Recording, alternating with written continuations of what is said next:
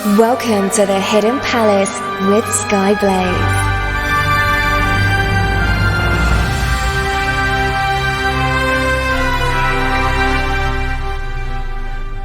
Good morning, afternoon, evening, or night, wherever you are in the world. I am Skyblaze, and this is the Hidden Palace here on Radio Sega.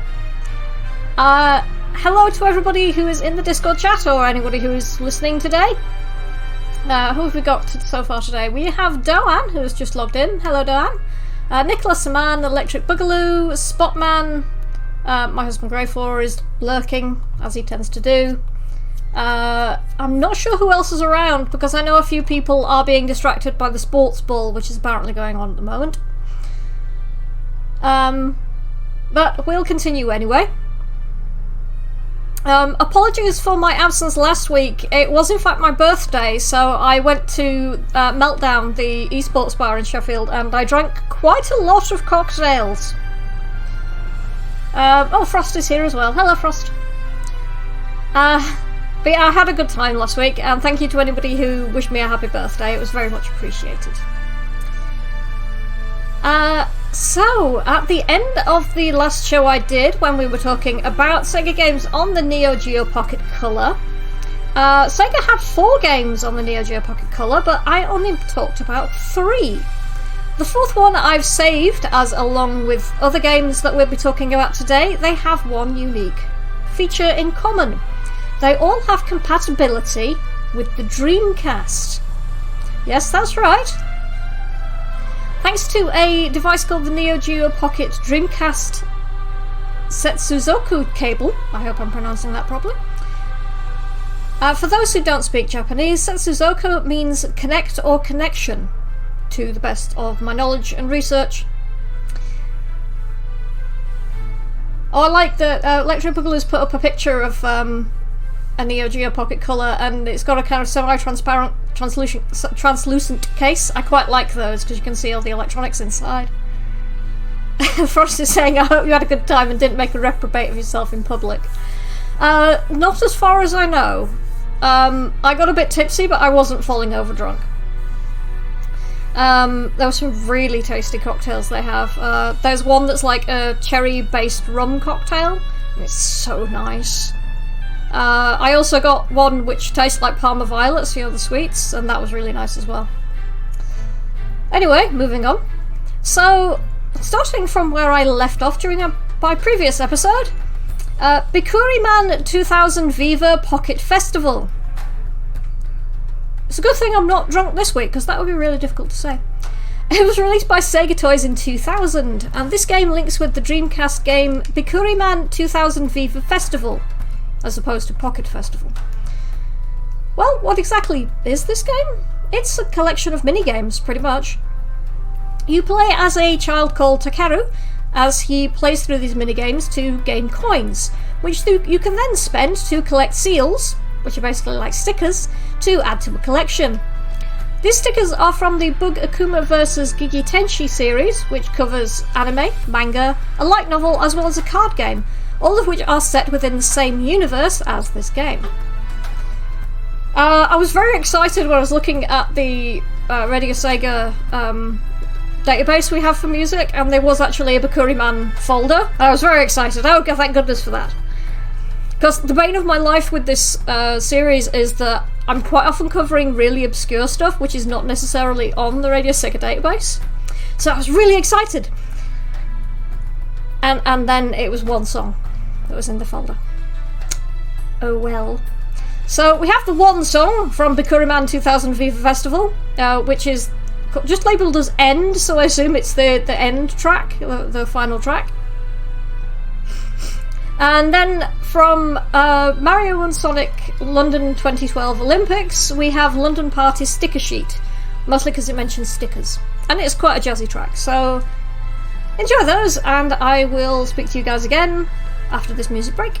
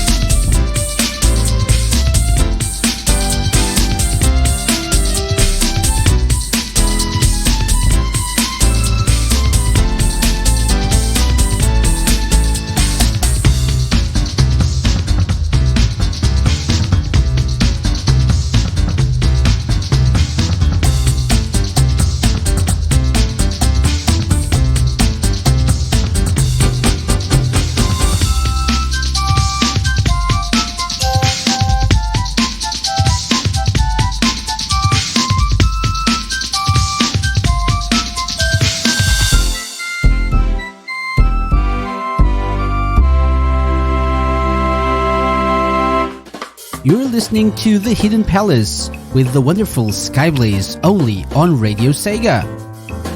Well, I guess if you're here, it's not that well hidden, is it?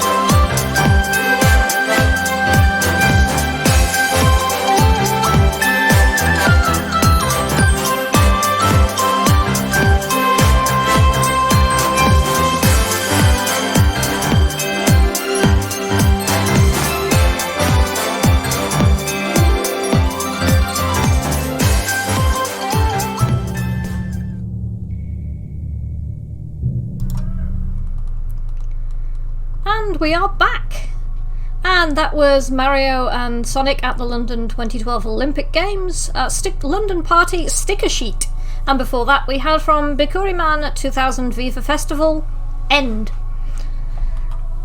I was just saying on the Discord chat, I apologise if I sound at all sniffly or bunged up today. My allergies have been going absolutely berserk this year for no readily apparent reason. Let's carry on anyway, though. Now, one of the strange things about the Bikuriman game, Bikuriman, by the way, translates to Surprise Man, is that it's apparently related to a range of Japanese chocolate confections which comes with stickers. So, it's a sticker collecting video game with mini-games instead of collecting chocolate in real life. Okay. And what on earth is going on outside? Now, somebody's having a birthday, apparently, and making a massive racket in my apartment building. Sorry if you can pick that up. They're very noisy. Where was I? Pocket Festival is pretty much the same as the Dreamcast game it links to, except for the reduced graphics and being limited to playing as Takeru, whereas in the Dreamcast game you also get to play as a female angel called Tenjo Pochi?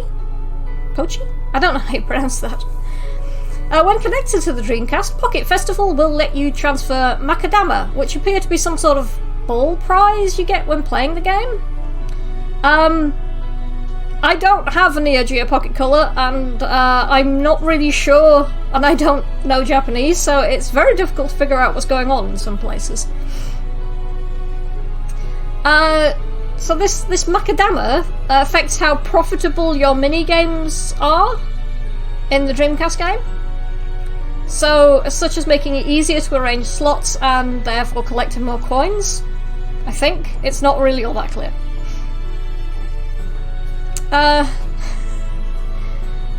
Japan has made some weird games. I mean, this is not, like, really out there, it's just a little bit odd. Interesting idea, though. Next up we have SNK's Cool Cool Jam, which, as many of you may guess by the name, it links up with the game Cool Cool Town. Cool Cool Jam sees you playing as WAV and MIDI. Very good.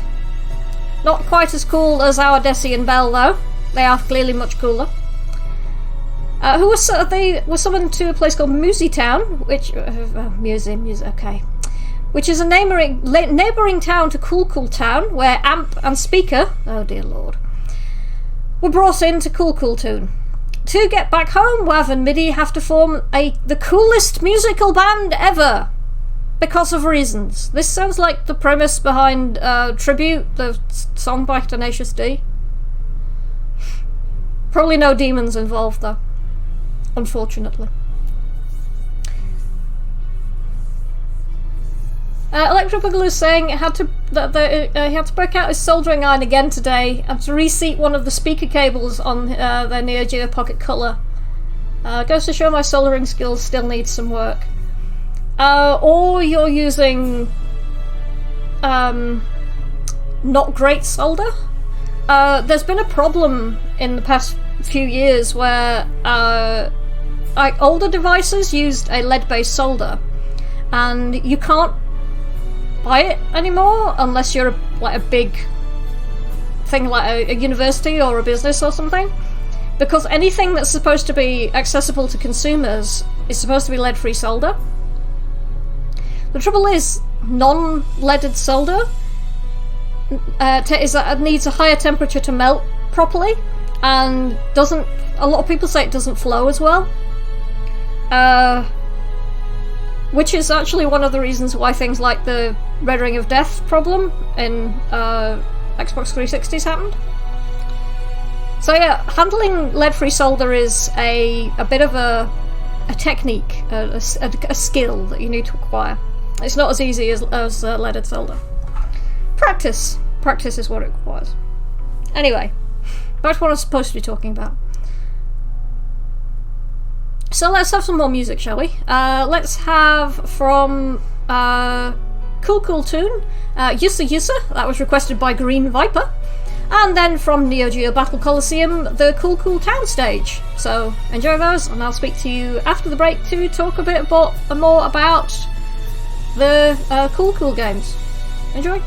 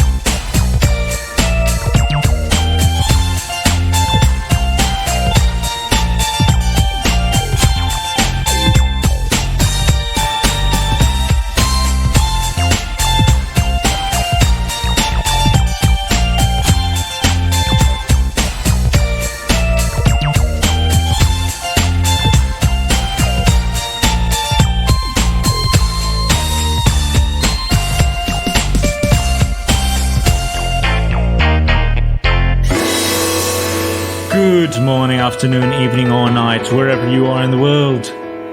This is Nicolas Aman, the demon ruler of the Radio Sega playlist, and you're listening to The Hidden Palace.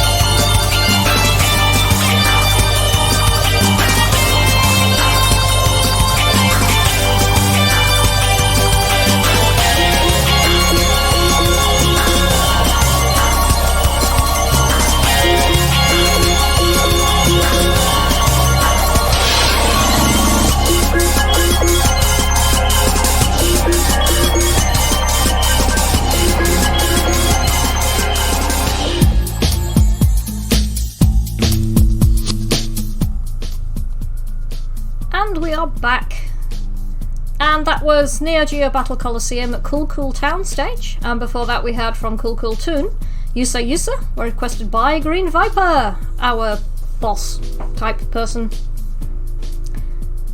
That Neo Geo Battle Coliseum track, the highest kind of compliment that can be paid to a music track on Radio Sega is it's either a tuin or a bonga.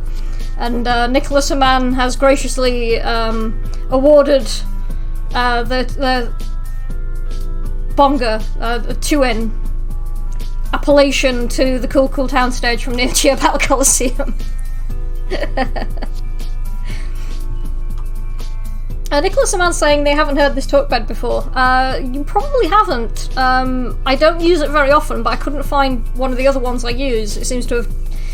Radio DJ seems to have eaten it, so I used this one instead. But it's quite a nice track. It's one of Lee Brotherton's, aka Bentley Jones's OC remixes. So from quite early in his career, but it's quite nice. It's quite chill. Where was I? Right. So, Cool Cool Jam and Cool Cool Toon. The gameplay between the Jam and Toon games is actually pretty different, mainly due to the limitations of the Neo Geo Pocket Color. Well, both of them are rhythm games.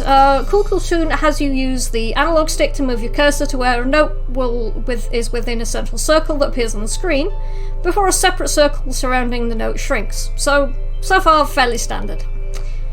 In Cool Cool Jam, you don't have an analog stick, you just have the clicky D-pad. So instead, you have to play the notes in different ways depending on what instrument you're using. And this is where it gets pretty interesting. For example, if you're playing guitar, you press either A or B to correspond with the two notes you can play, while the D-pad is used as a pick to strum the guitar. In a stroke of absolute genius, they have you hold the Pocket Color as if it was a guitar, with your right hand over the D-pad and left over the A and B buttons. To help in this, they also flip the screen so you don't have to try and read any of the text upside down. In a similar vein, if you're playing the saxophone, you have to position the Pocket Color with the A-B buttons at the top and the D-pad at the bottom, with the screen facing away from you. So, kind of like as if it were a saxophone or a clarinet or something. It sounds completely insane, but it is genius. It reminds me of the Nintendo DS had a version of Guitar Hero, which came with a little pick and the little attachment that you put into the cartridge port, and you could like press the buttons like you would on a guitar, and then you use the pick on the touchscreen to strum it. It was pretty interesting. It was a pretty interesting way to play a game. I remember my mother loved it because my mother had a DS and she enjoyed being a rock star. Moving on from the gameplay, what does the cable bring to the party? Well, there's an in-game currency in both games, which is referred to as jollers, for reasons I am not entirely sure, which you can earn as you play the game. These can be used in Cool Cool Toon to purchase new characters, outfits and music, and by linking Jam and Toon together, it lets you transfer these jollers to Cool Cool Toon. So you can earn currency while you're out and about, I guess. So, well, I'm going to play some more music now. So, one of the track from Cool Cool Town. This is called Dancers Be Ambitious. And then we've got another request coming up. This is from King of the Fighters Evolution, 176th Street. That was requested by Electric Boogaloo. So enjoy those, and I'll speak to you again after the music break.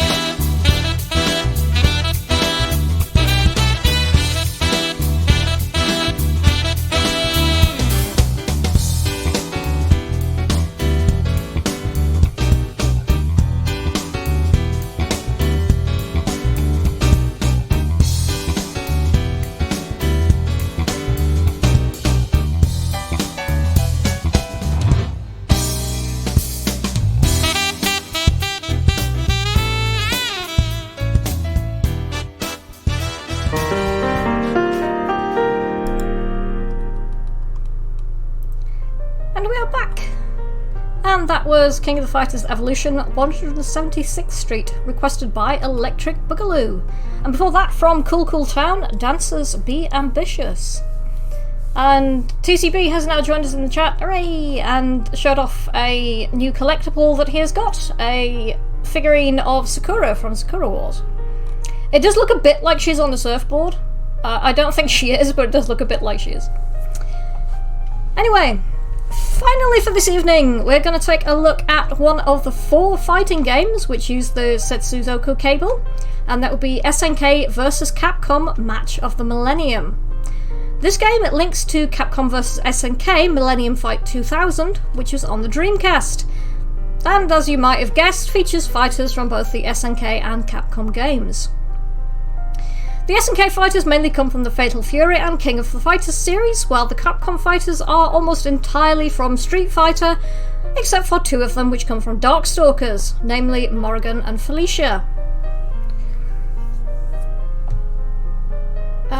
Electric Boogaloo's put up a picture of the back cover of King of the Fighters Dream Match 1999, which mentions the functionality that I'm talking about here. That's pretty cool. Yeah, as far as I know, I mean, the Neo Geo Pocket Color didn't really have a wide release outside of Japan, so I imagine the cable didn't either. I mean, I've certainly never seen one in the wild, so I don't know if it was released in Europe. I think it was released in America, but I'm not sure about Europe, because we often got the rubbish end of the stick when it came to things like that, at least up until very recently. And even then, still sometimes. Oh dear. We do get some exclusive though, which is occasionally nice. Alright, so back to the game that I was talking about. Your game options include solo fights, 2-fighter tag team matches, and 3-fighter queue fights, where you fight against another team of 3 fighters till you can't fight anymore, and when your first fighter falls, the next in the queue takes their place until all fighters are on one team are defeated. Connecting the Setsuzoku cable allows you to unlock all characters on the Neo Geo game, and any versus points you gain during the fights on the Neo Geo game can be downloaded onto the Dreamcast, letting you purchase various characters and stages in the secret shop, which despite its name isn't very secret because it's right there on the main menu. Oh well. Match of the Millennium also links up to Dream Match 1999. So it links up to Millennium Fight 2000 and Dream Match 1999. That's pretty cool. So you can get... I don't know what you can get for the other one. I should have looked into that more closely. Anyway. So it's a shop of secrets. Maybe it is. Maybe it's a shop of secrets and not actually a secret in and of itself. But then it's like the Hidden Palace, which, as Casey's ident says, is not actually very hidden because people keep finding it. Looking at you, I need fruit. And probably Kevin as well. Reasons. Anyway, let's have some more music. So, from Capcom vs SNK, one of them... it's just called Versus. It's from Capcom vs SNK 2. I think it's it's Millennium Fight 2000. It's been a long day, can you tell? And then after that, from King of the Fighters R2, we've got Kurikinton. Kurikin? I don't know how you pronounce that. But it was requested by Electric Boogaloo anyway, so enjoy.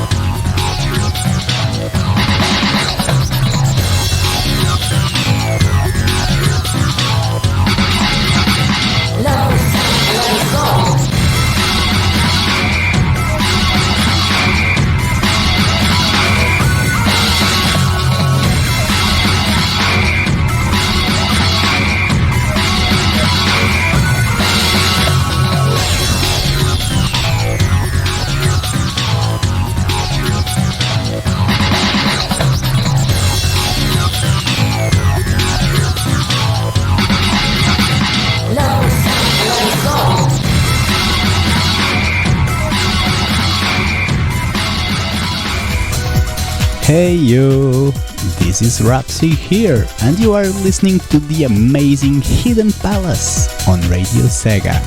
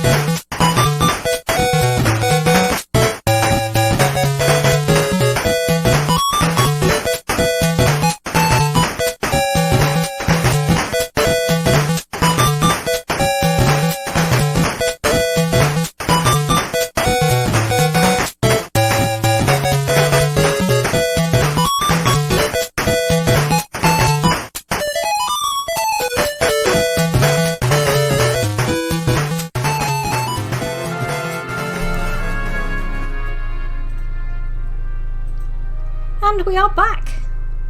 And that was King of the Fighters R2, something unpronounceable. I'm not going to try, because with my nose kind of feeling a bit bonged, I'm going to mangle the pronunciation. But it was requested by Electric Boogaloo. And before that we had from Capcom vs SNK 2, a track called Versus. That's a great track. It's my only problem with it is that it's a bit short, because it's only like 1.5 minutes long, and it needs to be longer because it's great.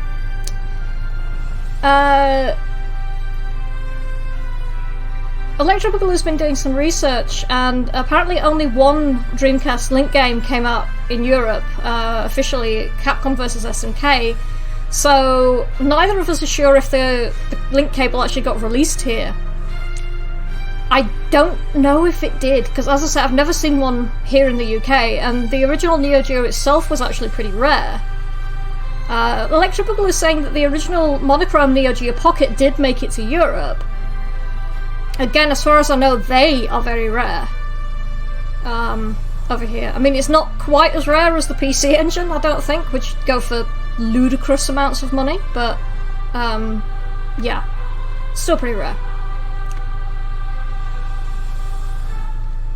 Apparently America never got the original Neo Geo Pocket because the colour version had replaced it by the time it was released there. Release schedules, But then I suppose you had to like translate everything and put it on the chips and stuff. Flash memory was not quite as easy to handle as it is now, so it was a bit more laborious. Anyway, let's move on, so let's go into the chiptune corner. Now, today's chiptune artist will be Tim Follin, for reasons which are related to the upcoming Radio Sega special event. And if you have not been paying attention, I'll talk about that later. Now, for those not in the know, Tim Follin was a very prolific composer during the 8-bit microcomputer era, creating a lot of music for the Commodore 64 and ZX Spectrum, among others. Sega fans will probably know him best for his work on the Echo the Dolphin Defender of the Future soundtrack. I think his work is great. He's done some really amazing tracks. So this one is from the Amiga version of Ghouls and Ghosts, and this is the title theme. So I'm going to play that for you, and this is actually one of my favourite Tim Follin tracks. It's not my actual favourite, but I'm going to talk about that another day, and you will find out why. So, Tim Follin, Ghouls and Ghosts title theme for the Amiga. Have a listen, tell me what you think, and I'll be back after this to close out the show.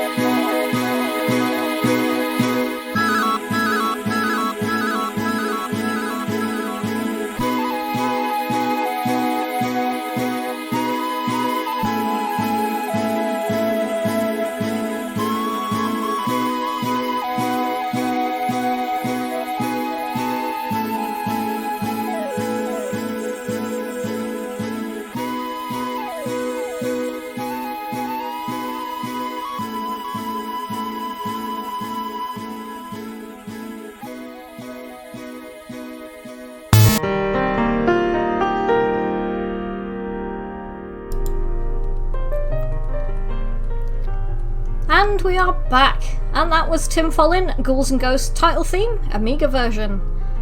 It's a great theme, that. I really, really love it. Anyway, thank you so much everybody who tuned in today. So Electric Boogaloo, Doan, Nicholas Haman, Froster's been around, TCB's been around, I'm not sure who else, Greyfor obviously. Anybody else who has tuned in today, thank you so much, I really appreciate it. Coming up next, we've got Gavi with SNS, and tomorrow we've got the LMC block, Sega Mixer Drive with Rexy, and Dr. Scottnick's Journey into Dreams. However, from Monday, it's a bit special because it's the start of the Summer Shake-Up special event. So while there will be a Hidden Palace episode next Saturday, I won't be presenting it. Instead, you'll hear me on Wednesday, taking over our Demon Ruler of the Radio Sega playlist role as the presenter of Individual. You may be able to guess what the topic is based upon today's Chiptune Corner. So I advise you to check out the RS website for more details because there's a lot going on and we have quite a packed schedule now. So there's been a lot of swapping over going on. But yeah, next Saturday it will be Kevin from LMC who will be taking over the Hidden Palace, so Kevblaze will ride again.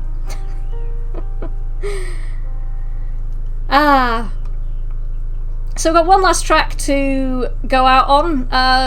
Yeah, I'm more of the Kitty Blob ruler of the Radio Sega playlist, I think.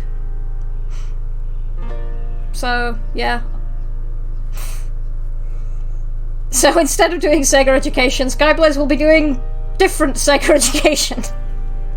Yes, that's true. But it makes some sense for the sort of stuff that I do. At least nobody kind of ran away from running Hidden Palace this year. Because last year everyone was like, not it! For my show and Rex's show. Because I think at the time we were running two of the most complex shows. I'm sure it'll be fine. It'll be a great event. Make sure you tune in for it. So, for the last track for today, you'll have to put up with my obsession with the Hyperdimension Neptunia series, because this is from the Super Neptunia RPG, and it's called The Sunken City. And Dawn's saying, is Kitty Blob not a tiny demon? I will leave that to your imaginations. So, thank you everybody. I've been Skyblaze, this has been the Hidden Palace here on Radio Sega. Thank you all, and good night.